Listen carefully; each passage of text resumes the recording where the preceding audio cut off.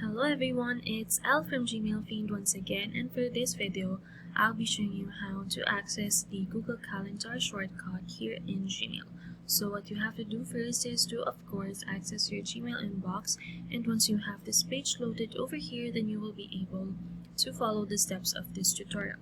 So what you have to do next after having this page loaded is just refer to the sidebar over here. So right below your icon, you will see four icons, and over here the first one would be the calendar icon.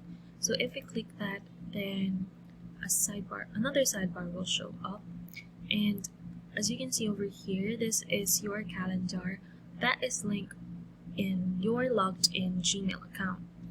So this is useful especially if you are in a company and certain employees or teammates, HR, and supervisors and the like add in some events. For example, it says here that this is for the weekly team training.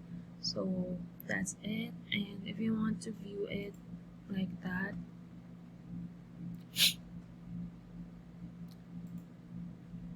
then you will be able to access your Google Calendar. So yes, that's it for this video. Thank you so much for watching, and I hope you tune in for more.